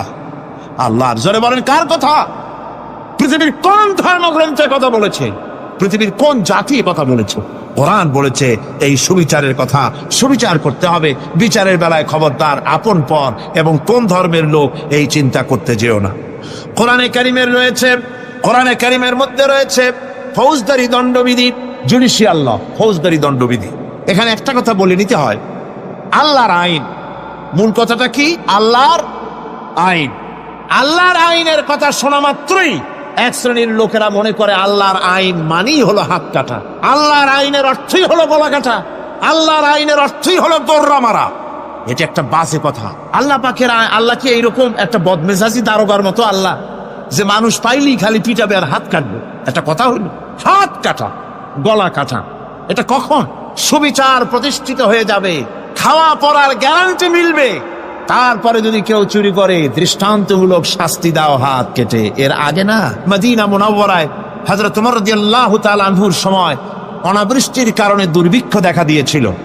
তখন হযরত ওমর জাস্টিসদেরকে, ম্যাজিস্ট্রেটদেরকে ডেকে পরিষ্কারভাবে এলান করে দিয়েছিল, এখন যদি কোনো চোর ধরা পড়ে, এই দুর্ভিক্ষ চলাকালীন কোন চোর যদি ধরা পড়ে আর প্রমাণিত হয় পেটের জ্বালায় চুরি করেছে, খবরদার তার হাতকে তোমরা কাটবে না, খবরদার হাত কাটবে না। ইসলাম তো আগে পেটে দেয়। আগে কোথায় দেয়? পেটে, তারপরে দেয় পিঠে, আগে দেয় না। মানুষের খাওয়া পড়া, শিক্ষা, চিকিৎসা, বাসস্থান সবটার গ্যারান্টি দেওয়া হয়। মদিনায় যখন এই গ্যারান্টি এসে গেল, চোরের হাত কাটা আইন মক্কায় নাজিল হয় নাই, নাজিল হয়েছে মদিনা মুনাওয়ারায়, রাসূলের মদনী জিন্দেগিতে। কোন সময়? যখন রাসূলুল্লাহ প্রেসিডেন্ট। রাসূলুল্লাহ কি? যখন রাসূলুল্লাহ কি রাষ্ট্রপতি, সেই সময় মানুষ দরজা খুলে ঘুমাবার সুযোগ পেল, খাওয়া পড়া, শিক্ষা, চিকিৎসা, বাসস্থানের গ্যারান্টি পেল। এই সময় আল্লাহ রাব্বুল আলামিন তিনি যখন দেখলেন ইসলামী সমাজ ব্যবস্থা কোরআনের আইনের মাধ্যমে মানুষ সব রকমের নিরাপত্তা লাভ করেছে, পেটের সমস্যার সমাধান হয়ে গেছে, তখন আল্লাহ আইন জারি করলেন, আস-সারিকু ওয়াস-সারিকাতু ফাকতাউ আইদিয়াহুমা। চোর পুরুষ হোক আর নারী হোক, উভয়ের হাত কেটে দাও। পুরুষ হোক আর নারী হোক, এখন উভয়ের হাত কেটে দাও। দৃষ্টান্তমূলক শাস্তি হোক, যাতে করে এই চুরি আর না কেউ না করে। পেটে খাবার আছে, চাকরি আছে, ওষুধ আছে, শিক্ষা আছে, থাকার মতো জায়গা আছে, এখন চুরি করো কেন? তাহলে বোঝা যাবে এটা নেশায় পরিণত হয়েছে। কি হয়েছে? নেশা। তখন তো আর চোরেকে বসায় সেলুট মারা আর যাবে না, এখন হাতটা কাটিয়া একটা শাস্তি দিয়ে দাও। আমাদের দেশে কিন্তু চোরের হাত কাটা আইনের ব্যাপারে কোনো চোরেরা আজ পর্যন্ত মিছিল করে না। বাংলাদেশের কোন ছোট ছোট চোর, যেমন তাল চোর, বেল চোর, কচু চোর, ছাতি চোর, জুতা চোর, আরো যত ছোট ছোট চোর, এই সব চোরেরা কি কোনোদিন মিছিল করেছে যে চোরের হাত কাটা আইন মানি না, মানবো না? বলেছে কেউ? বলেন। কিন্তু এই আইনের বিরুদ্ধে সোচ্চার কারা? কোন চোরেরা?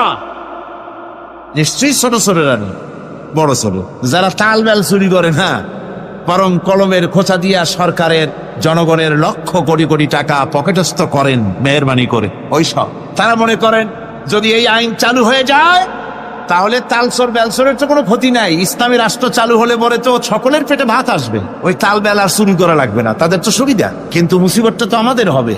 বেশি খাইয়া খাইয়া জিব্বা পুরু হয়ে গেছে, এখন ওই বেশি খাইতে না পারলে বদভ্যাস চালু হয়ে যাবে। চুরি করতে যখন যাইবে তখন এই আইন তো বিসমিল্লাহ হবে আমাদের দিয়া। এই জন্য ওনারাই বিরোধিতা করেন চরম ভাবে। আর ইসলামের সব আইনের সাথে বিরোধিতা করার জন্য বাংলাদেশে যতগুলি পত্রিকা বেরিয়েছে তার মধ্যে শীর্ষস্থানে রয়েছে ভারতের রয়ের টাকায় পরিচালিত নিকৃষ্ট আবর্জনা পত্রিকা আজকের কাগজ।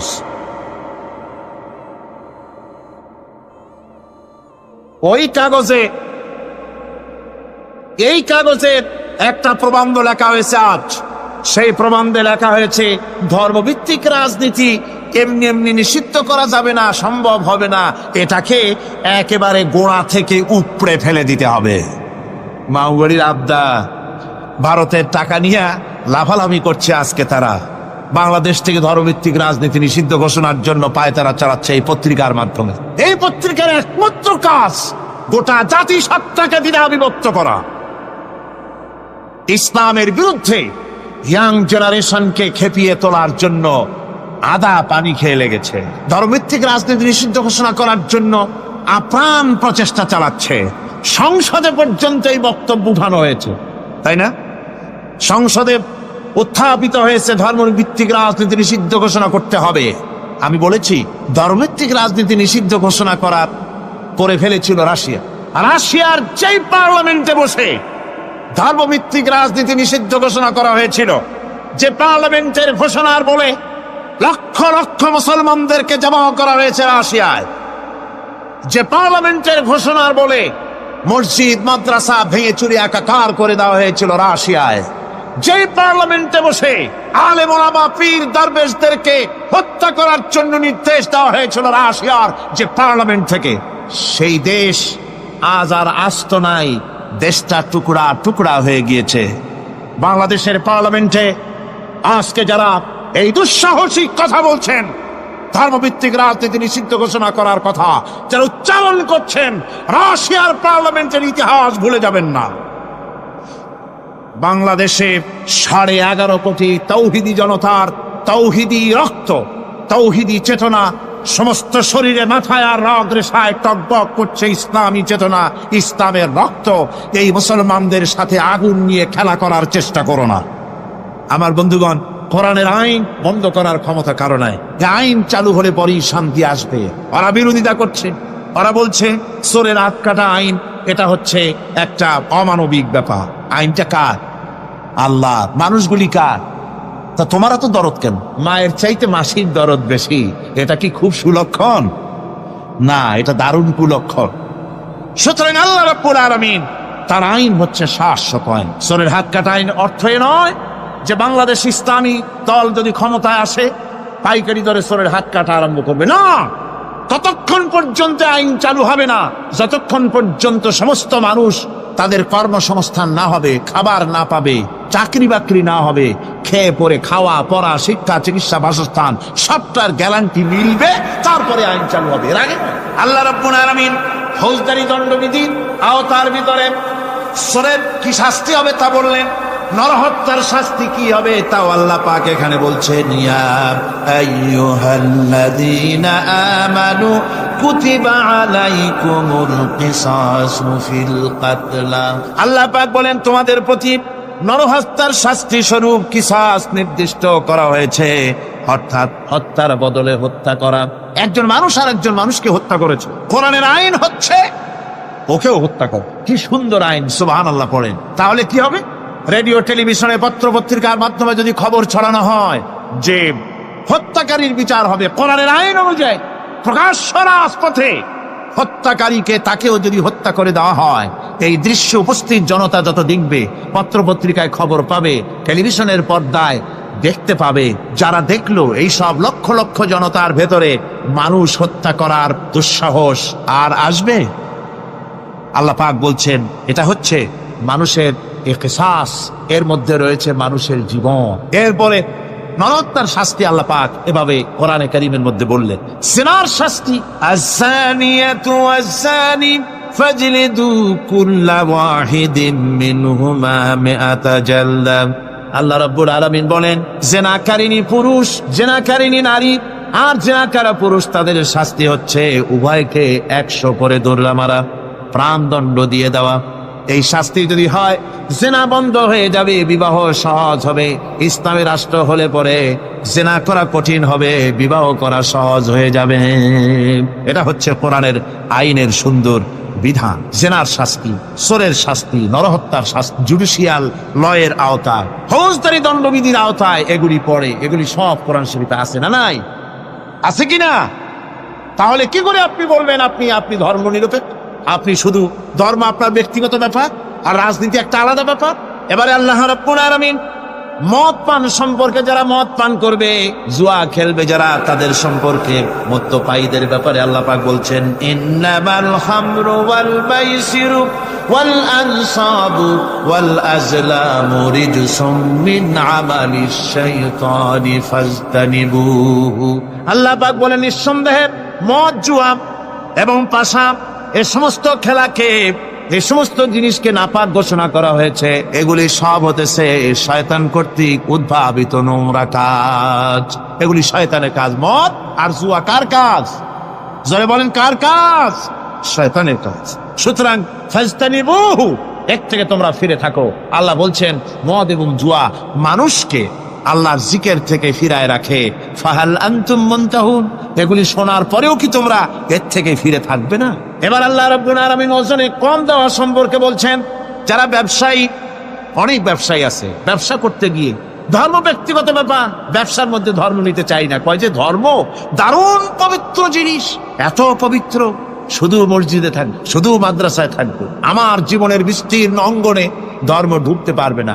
তার মানে ভাবখানা এই, আল্লাহ এবং রসুলকে বলে দেওয়া হচ্ছে, হে আল্লাহ, হে রসুল, তোমাদের উপরে 144 জারি করে দিলাম, শুধু মসজিদে আর খানকায় থাকো, মাদ্রাসায় থাকো, আমাদের জীবনের বিস্তীর্ণ অঙ্গনে তোমাদের কোনো প্রবেশের অধিকার নাই। জোরে কর নাউজুবিল্লাহ। আল্লাহ পাক মানুষের জীবনের সকল ক্ষেত্রে আইন চলবে আল্লাহ। ইনিল হুকমু ইল্লা লিল্লাহ, আইন চলবে কার? আল্লাহ রাব্বুল আলামিন বলেন, ওজনে কম দিও না। ওয়াউফুল কাইলা ইযা কিলতুম ওয়াজনু বিল কিসতাসিল মুস্তাকিম। মেপে যখন কোন জিনিস দিবে, পরিমাপে কম দিবে না। ওজন করে যখন দিবে, ওজনেও কম দিবে না। আল্লাহ পাক কোরআনে কারীমের মধ্যে সুন্দর করে সব কথা বলে দিলেন। ওজনে কম করো না, পরিমাপে কম করো না, সঠিকভাবে এটাকে দিও। এতিমের মাল সম্পর্কে কোরআন বলছে, ওয়ালা তাকরাবু মালাল ইয়াতীম ইল্লা বিল্লাতী হিয়া আহসান। এতিমের মাল ভক্ষণ করা তো দূরের কথা, এর নিকটবর্তী হয় না। তবে হ্যাঁ, এতিম বয়সপ্রাপ্ত হওয়া পর্যন্ত যদি আমানত রাখো, সেটা ভিন্ন কথা, কিন্তু এতিমের মালকে ভক্ষণ করো না অবৈধভাবে। এতিমের মালের সুরক্ষার জন্য আল্লাহ পাক বলে দিলেন। অশ্লীলতা সম্পর্কে, আজকে সমাজে অশ্লীলতা চলছে, বেহায়ামি, নগ্নতা চলছে, এ সম্পর্কে আল্লাহ পাক বলছেন, কুল ইন্নামা হারামা রাব্বিয়াল ফাওয়াহিশা মা যাহারা মিনহা ওয়া মা বাতান। আল্লাহ পাক বলেন, হে নবী, আপনি বলে দেন, আমার প্রভু নিঃসন্দেহে প্রকাশ্য এবং অপ্রকাশ্য সব রকমের নির্লজ্জতা এবং পাপাচারকে নিষিদ্ধ ঘোষণা করেছেন, হারাম করে দিয়েছেন। প্রকাশ্য এবং অপ্রকাশ্য সব রকমের পাপাচারকে, নির্লজ্জতাকে আল্লাহ পাক নিষেধ করেছেন। আজকে আমাদের দেশের টেলিভিশনে যে সমস্ত নির্লজ্জ বিজ্ঞাপন দেওয়া হয়, নারী দেহের যে সৌন্দর্য প্রদর্শনী করা হয়, এই কি কোনো মুসলমান দেশের করা উচিত? কোন মুসলমানদের জন্য এটা কি বৈধ? আজ নির্লজ্জতা বেহায়ামি ছড়িয়ে পড়ছে চতুর্দিকে। আল্লাহ পাক নিষেধ করছেন, হারাম করে দিয়েছেন। প্রকাশ্য অপ্রকাশ্য সব রকমের নির্লজ্জতা আল্লাহ পাক হারাম করেছেন। সুদ সম্পর্কে আল্লাহ পাক বলছেন, ওয়াহাল্লাল্লাহুল বাইআ ওয়া হারামার রিবা। আল্লাহ পাক বলেন, আমি সুদকে হারাম করেছি আর ব্যবসাকে করেছি হালাল। ব্যবসা করো, ব্যবসার মধ্যে বরকত আসবে। সুদ নিও না, সুদ দিও না। আজকে সুদের প্রচলন চলছে। আল্লাহর আইন না থাকার কারণে এমন একটা জঘন্য ধরনের অপরাধ আমার জাতি করছে। সুদের মতো নিকৃষ্ট পাপের সাথে গোটা জাতি জড়ায় গেছে। ঠিক কিনা কর? সুদ খাওয়া এবং দেওয়া কি? জোরে বলেন কি? এই সুদের মধ্যে রয়েছে 70টি গুনাহ। তার ছোট্ট গুনাহ হলো নিজের মাকে নেকাহ করা। জোরে কর নাউযুবিল্লাহ। এই মারাত্মক গুনাহ গোটা জাতি জড়িয়ে আছে। এই জন্যে আলহামদুলিল্লাহ, আল্লাহ শুকর আদায় করি যে এখন বাংলাদেশে ইসলামী ব্যাংক চালু হয়েছে। সুদমুক্ত ইসলামী ব্যাংকিং বাংলাদেশে চালু হয়েছে। কোন আলহামদুলিল্লাহ। এতদিন সুদী ব্যাংকে লেনদেন করেছেন, তার না হয় একটা জবাব দিতে পারবেন কিয়ামতের দিন যে আল্লাহ, সুদমুক্ত ব্যাংক ছিল না, পর্বটা কি? এই টাকা পয়সা নিয়ে বিপদে পড়ে গেছিলাম, চোরে নেবে, ডাকাতে নেবে, জীবন যাবে, তাই সুদী ব্যাংকে পয়সা রাখছিলাম। হয়তো একটা জবাব ফোড়া অজুহাত খাড়া করতে হয়তো বা পারবেন।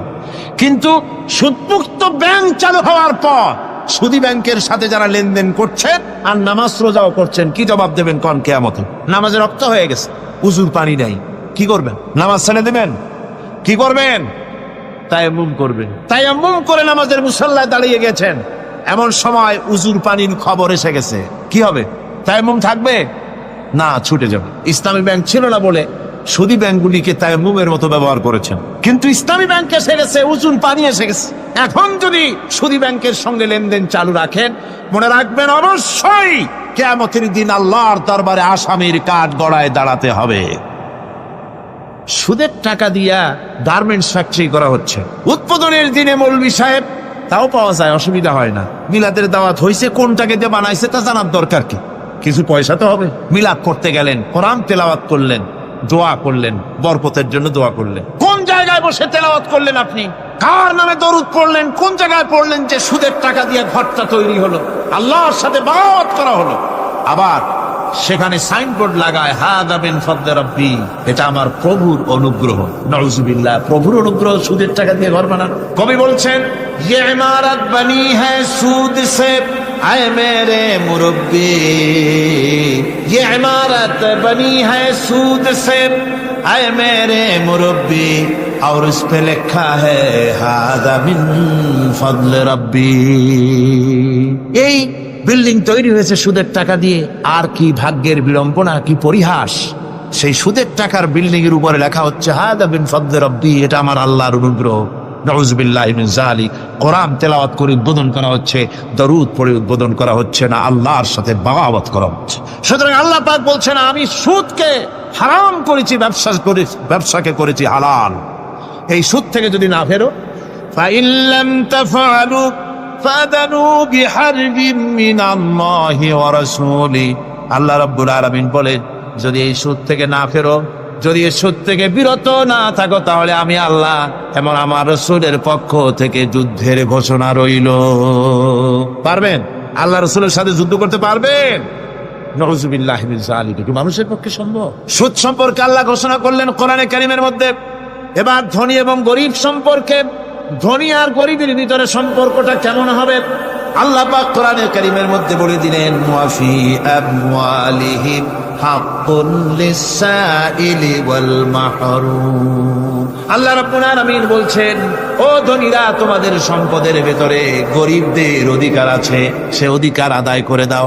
একথা বলা হলো না গরিবরা তোমাদের করুণার পাত্র, দয়া করে তাদের কিছু দাও, একথা আল্লাহ বলেন নাই। বললেন, ধনীরা শুনে রাখো, তোমাদের সম্পদে গরিবদের অধিকার আছে, অধিকার তাদের ফিরিয়ে দাও। এরপরে আল্লাহ পাক বললেন, কাইলা ইয়াকুনা দুলাতাম বাইনাল আগনিয়াই মিনকুম, তোমাদের সম্পদগুলি যেন তোমাদের ধনশালী লোকদের হাতে যেন পুঞ্জীভূত না হয়ে যায়। দেশের সমস্ত সম্পদ গুটি কতক লোকের হাতে যেন পুঞ্জীভূত না হয়, বরং তার যাকাত, ফিতরা, সাদকা, এককালীন দান ইত্যাদির মাধ্যমে জনগণের কাছে যেন তা পৌঁছে যায়, এক জায়গায় যেন পুঞ্জীভূত হয়ে না থাকে। এভাবে করে আল্লাহ পাক মানুষের জীবনের সাথে সম্পৃক্ত কথাগুলি বলছেন। রাষ্ট্র ব্যবস্থা সম্পর্কে বলছেন, ওয়া আমরুহুম শুরা বাইনাহুম, রাষ্ট্র পরিচালনা করতে গিয়ে তাদের সাথে পরামর্শ ভিত্তিক রাষ্ট্র চালাও, স্বৈরাচার হয়ে ক্ষমতায় বসে দেখো না, ইচ্ছে মাফিক দেশ চালায়ও না, ডিক্টেটর হয়েও না, পরামর্শ ভিত্তিক দেশ পরিচালনা করো। এভাবে করে আল্লাহ রাব্বুল আলামিন রাষ্ট্রপ্রধানকে বললেন, ওয়াসাবিরুহুম ফিল আমর, প্রত্যেকটি ব্যাপারে, রাষ্ট্রের সব ব্যাপারে তাদের সঙ্গে পরামর্শ করে নাও, পরামর্শ সবার সঙ্গে পরামর্শ করে পরামর্শের ভিত্তিতে কাজ করো, এমনি স্বৈরাচার হিসাবে কাজ করো না। কোরআন প্রবর্তিত সমাজ সকল নাগরিকের মৌলিক অধিকারের গ্যারান্টি দিয়েছে, জোরে কোন সুবহানাল্লাহ। এখন আমি যে কথাগুলি বলবো, এই কথাগুলি শুধু মুসলমানদের জন্য নয়, হিন্দু, মুসলমান, খ্রিস্টান, বৌদ্ধ, নারী, পুরুষ, সাদা, কালো, বর্ণ, ভাষা, দল, মত নির্বিশেষে সমস্ত মানুষের জন্য নাগরিক অধিকারের গ্যারান্টি দিচ্ছে কে? আল্লাহ পাক। জোরে বলেন, কে দিচ্ছেন? আল্লাহ পাক। আল্লাহ পাক জীবনের নিরাপত্তা দিচ্ছেন। কোরআনের আইন যদি চালু হয়, নাগরিকদের জীবনের নিরাপত্তা লাভ হবে। জোরে কোন সুবহানাল্লাহ। কিভাবে হবে? আল্লাহ রাব্বুল আলামিন বলেন, ওয়ালা তাকতুলুন নাফসাল্লাতী হারামাল্লাহু ইল্লা বিল হক।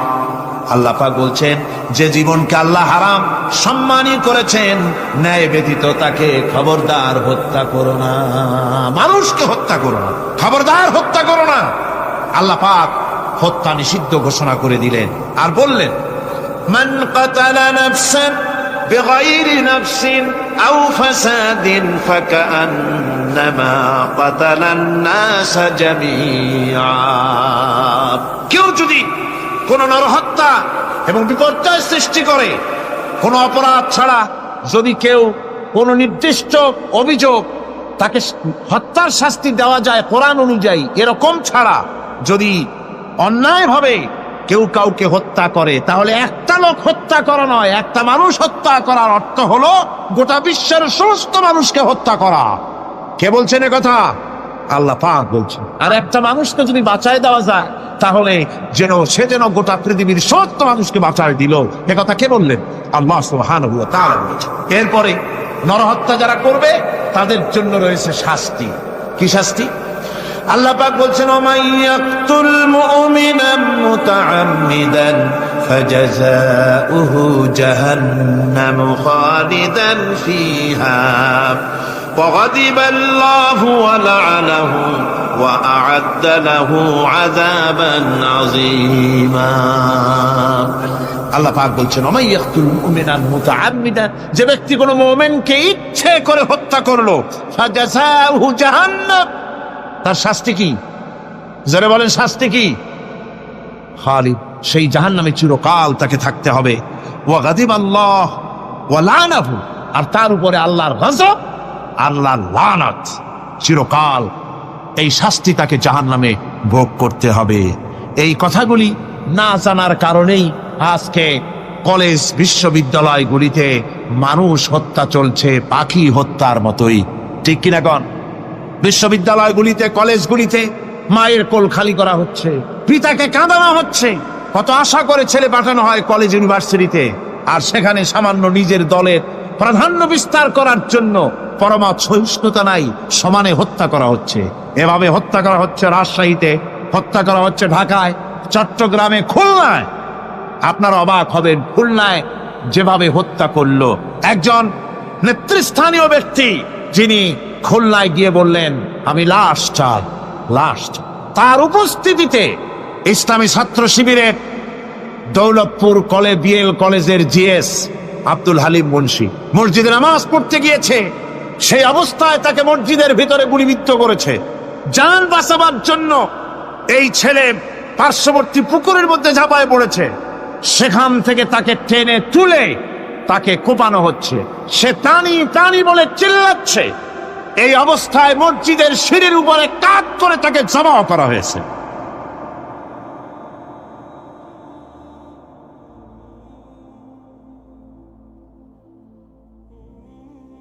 এরপরে খুলনা আলিয়ার মাদ্রাসার ছাত্র, এতিম ছাত্র, দুপুর বেলায় খানা খেতে বসেছে, সেই খানা খাওয়া অবস্থায় তাকে গুলি করে ছোরা দিয়ে কুপিয়ে কুপিয়ে তাকে দুনিয়া থেকে বিদায় করা হয়েছে। এভাবে প্রতিটি শিক্ষাঙ্গনে এভাবে মানুষকে মারা হচ্ছে, ছাত্রদেরকে মারা হচ্ছে। যারা মারছে আমি তাদের উদ্দেশ্যে বলতে চাই, যারা তোমরা মানুষ হত্যা করতেছো, পাখির মতো শিকার করতেছো, মনে রেখো আল্লাহর বিচার দুই রকমের হয়, একটা হয় দুনিয়ায় আর একটা হয় আখিরাত। দুনিয়ায় তুমি যার সন্তানকে হত্যা করেছো, যার সন্তানকে হত্যা করে যার মা বাপকে কাঁদায়েছো, দুনিয়ার শাস্তিটা এভাবে আল্লাহ তোমাকে দিবেন, তুমিও নিহত হবে। তুমি যাকে হত্যা করেছিলে তার মা বাপ যেমন কেঁদেছে, তোমার মা বাপও তেমন কাঁদবে। তুমি যদি কাউকে হত্যা করে তার স্ত্রীকে বিধবা করে থাকো, তোমাকেও আল্লাহ হত্যা করাবেন এবং তোমার স্ত্রীও বিধবা হবে। তুমি যদি কাউকে হত্যা করে তার সন্তানকে এতিম বানায় থাকো, অবশ্যই তুমিও নিহত হবে, নিহত হবে। আর তোমার সন্তানেরা এতিম হয়ে কাঁদবে, ভিক্ষাও মিলবে না, আল্লাহ এমন করে ছাড়বে।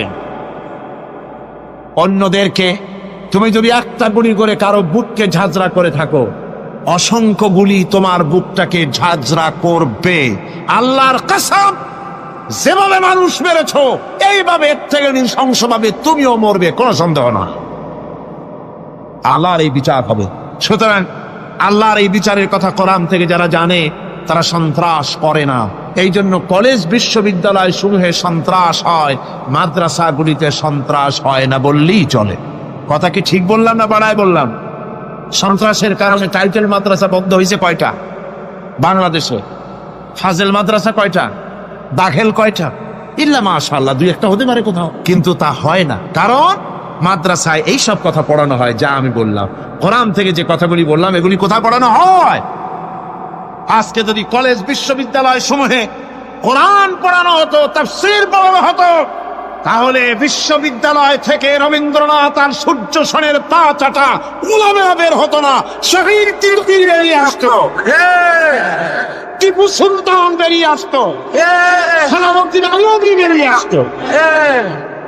দুর্ভাগ্যজনক আজ কলেজ বিশ্ববিদ্যালয়গুলিতে আল্লাহর কোরআন পড়ানো হয় না বলে আমাদের পাঠানো সোনার টুকরা ছেলেগুলি কয়লার টুকরা হয়ে ফিরে আসতেছে। বন্ধুগণ, জীবনের নিরাপত্তা দিচ্ছেন আল্লাহ পাক। কোরআনের আইন চালু হলে মানুষকে হত্যা করা হবে না, কেউ কাউকে মারতে পারবে না, মারলে তাকেও নিহত হত্যা করা অবশ্যই হবে। সম্পদের নিরাপত্তা দিচ্ছেন আল্লাহ, গ্যারান্টি। হিন্দু হোক মুসলমান হোক সকলের সম্পদের গ্যারান্টি মিলবে, কেউ কারো সম্পদকে হরণ করবে না, গসব করবে না। কোরআন বলছে ওয়ালা তাকুলু আমওয়ালাকুম বাইনাকুম বিল বাতিল, পরস্পরের সম্পদকে অবৈধভাবে ভক্ষণ করো না। সম্মানের নিরাপত্তা হচ্ছে ইসলামী সমাজ চালু হয়ে গেলে আল্লাহ রাব্বুল আলামিন সম্মানের নিরাপত্তা দিবেন প্রত্যেক নাগরিকের। আল্লাহ পাক বলছেন ইয়া আইয়ুহাল্লাযীনা আমানু লা ইয়াসখার কওমুম মিন কওমিন, হে বিশ্বাসীরা তোমরা এক গোত্র আর এক গোত্রকে ঠাট্টা করো না। চাষিরা তাঁতিদেরকে গালি দিও না, তাঁতিরা চাষিদেরকে জেলেদেরকে গালি দিও না। এক গোত্র আর এক গোত্রকে ঠাট্টা করো না, বিদ্রুপ করো না। ওয়ালা তালমিজু আনফুসাকুম ওয়ালা তানাবাজু বিল আলকাব, একে অপরের দোষ গিয়ে বেরিও না, একে অপরকে খারাপ নামে ডেকো না, একে অপরের কুৎসা রটনা করো না। আল্লাহ নিষেধ করেছেন। ইসলামী সমাজ হলে পরে মানুষ সব দিক থেকেই নিরাপত্তা পাবে, গ্যারান্টি পাবে, ব্যক্তি স্বাতন্ত্র্যের প্রাইভেসির নিরাপত্তা পাবে। কারো ঘরের মধ্যে কেউ হঠাৎ করে ঢুকবে না, অর্ডার নিয়ে ঢুকতে হবে, পারমিশন নিয়ে ঢুকতে হবে। আল্লাহ পাক বলেছেন লা তাদখুলু বুয়ুতান গায়রা বুয়ুতিকুম হাত্তা তাস্তানিসু ওয়া তুসাল্লিমু আলা আহলিহা, অন্যের ঘরের মধ্যে পারমিশন ব্যতিরেকে প্রবেশ করো না।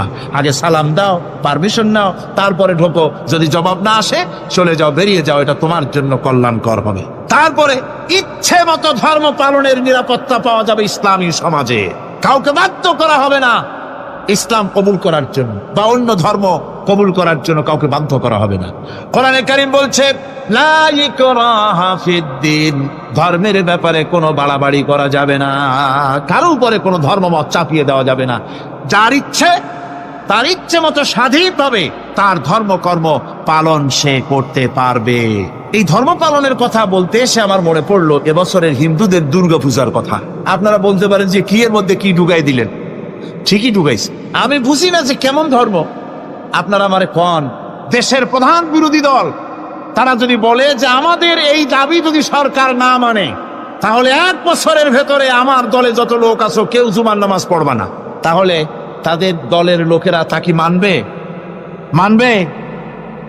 বিএনপি যদি বলে, সরকারে যারা আছে, যে আমাদের এই সমস্ত কথা যদি বিরোধী দল না মানে, তাহলে আমার দলের কোনো লোক ঈদের নামাজ পড়বে না, শুনবে কেউ?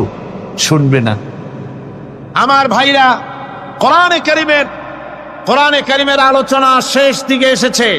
আমরা মুনাজাত করব। এখন মুনাজাতের জন্য দাঁড়ানো ভাইয়েরা এক মুহূর্তে বসে পড়ুন। আজকে আপনাদের জন্য দারুণ সুখবর আছে। আজ কোরআনে কারিমের আলোচনা শুনে, কোরআনে কারিমের প্রতি মুগ্ধ হয়ে, ইসলামের আদর্শ উদ্বুদ্ধ হয়ে 5 জন অমুসলিম ভাই ইসলাম কবুল করতে এসেছে।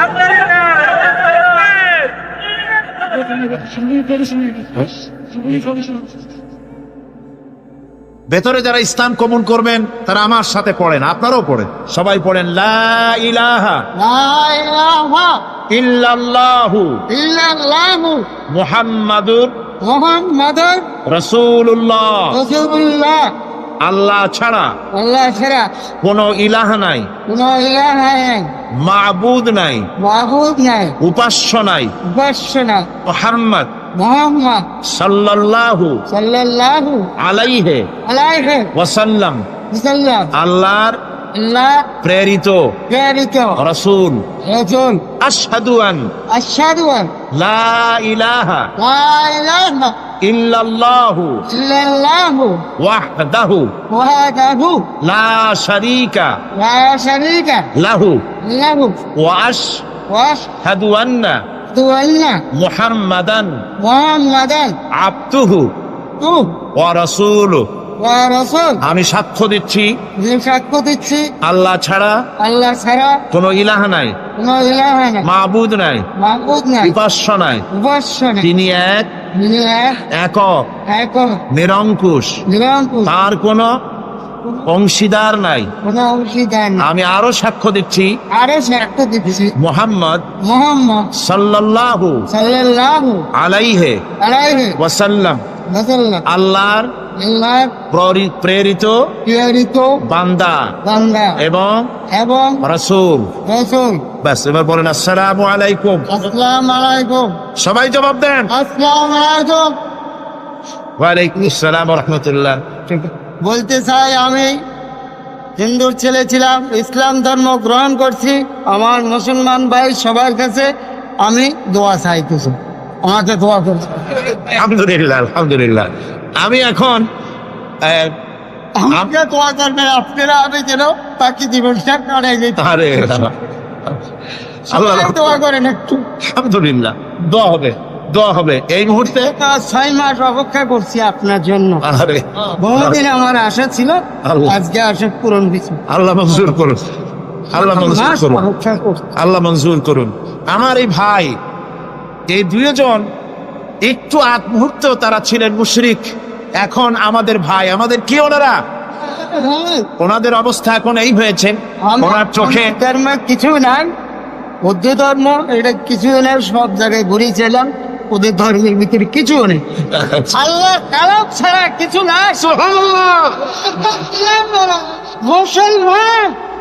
মুসলমান কেসে করে আল্লাহ কালাম ছাড়া। আলহামদুলিল্লাহ। আমি এখন তাদেরকে বুকে জড়িয়ে ধরে এই বিশাল জনসমুদ্রের পক্ষ থেকে আমি তাদেরকে সম্মানিত করছি।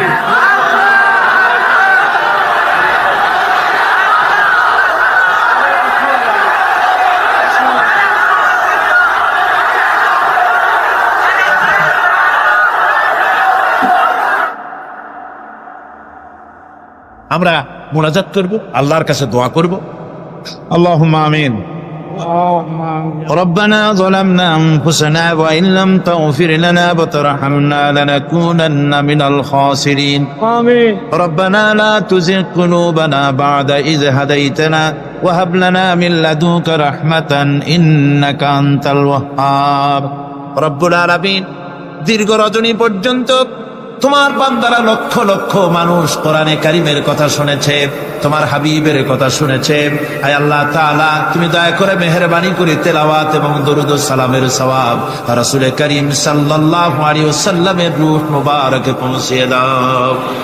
ربنا تقبل منا إنك أنت السميع العليم وتب علينا إنك أنت التواب الرحيم سبحان ربك رب العزة عما يصفون وسلام على المرسلين الحمد لله رب العالمين واجعل آخر كلمة عند الموت لا إله إلا الله محمد رسول الله السلام عليكم ورحمة الله